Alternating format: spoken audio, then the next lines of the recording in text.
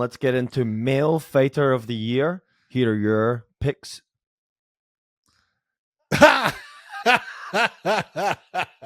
You can't. Yes, you I can. Can't do that. Yes, I oh can. my God. Okay, you explain it then. Go ahead. Let me explain to you. Let me explain. Let me sprain. Let me explain this. to you. I picked Francis Ngannou for one reason. Okay. He's trying to change. He lost? He's trying to change the sport. Okay. And the like that. courage I in like which that. he took for him to leave where he knew he could make a lot of money and to go out and take a venture that would help change the sport. I can't knock him, man. I got to give him credit.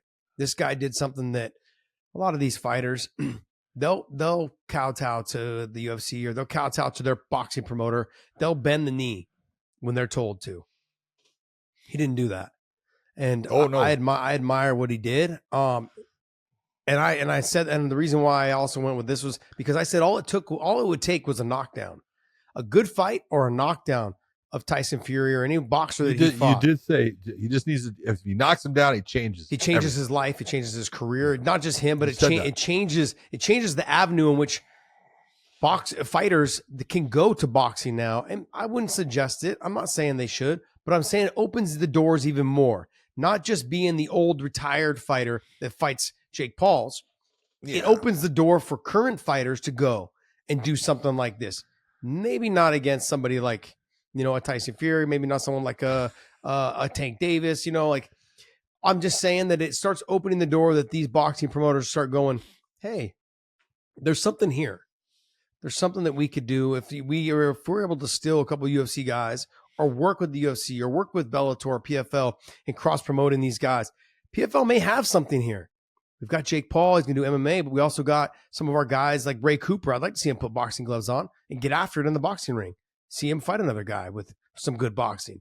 You've got these guys. I'm sorry, but Alexander Shabley, he can box. You put him in a boxing ring, I don't know who he would fight, but I'm saying there's things there. I picked Francis Ngannou as fighter of the male fighter of the year because he's trying to help change the sport.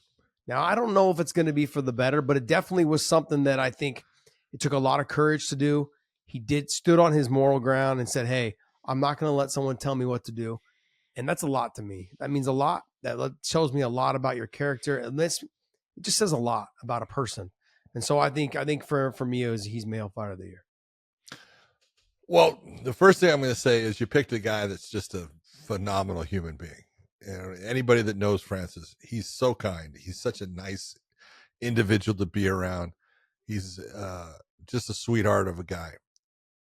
I can't give. I understand all of your stuff, and it is big, but it's not in the cage. I went a different avenue. I know you did. Yeah, and I kind of like it. Yeah. I'm not telling you that you're wrong.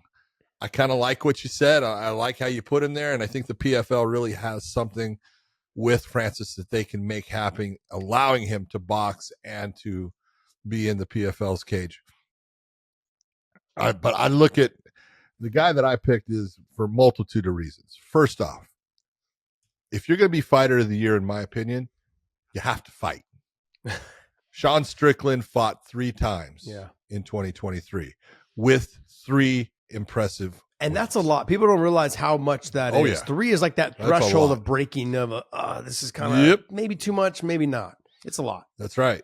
It is. It is a lot. And so 3 times with 3 big wins in those 3 fights. I don't care what happened in 2022. This is fighter of the year in 2023. The Alex Pereira fight, that was in 2022. Yeah, he got knocked out. It happens. You take a look at what he did, where he came from with those wins, and then taking on and putting on the performance against a guy in Israel Adesanya. How many people gave Sean Strickland a chance? They were all saying, oh, this is a gimme fight for Israel.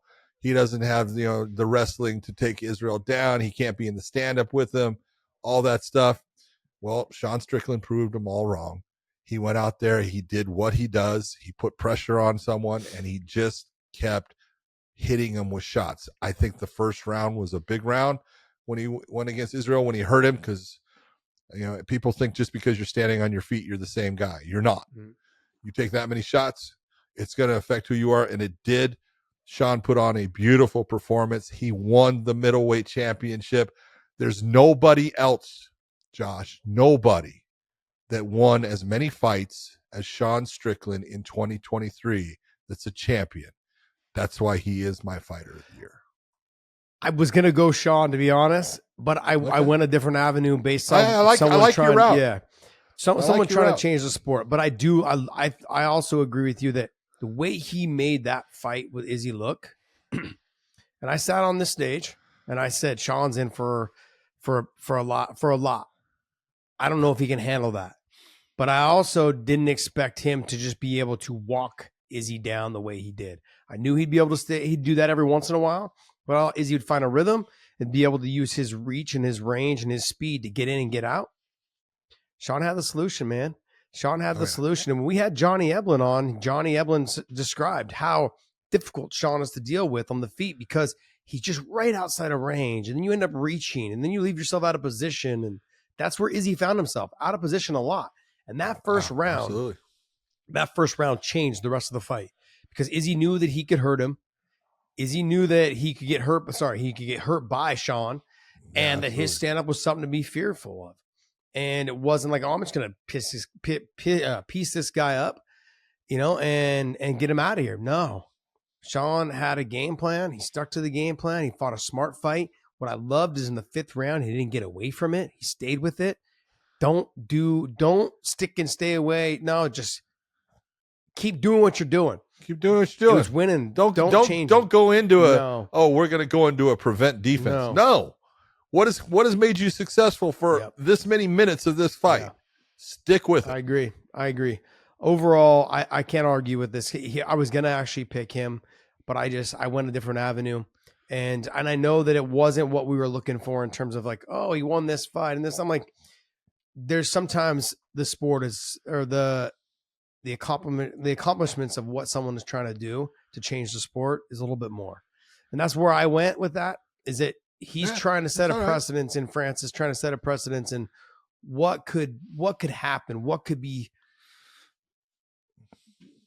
fighters could actually have more of piece of the pie if you just stood a little bit stronger on your morals or whatever, and you're able to do a little bit more and not kowtow to the bigger organization. So I like what he did. Sean definitely is there. That's I was going to pick Sean, but I figured everyone else does.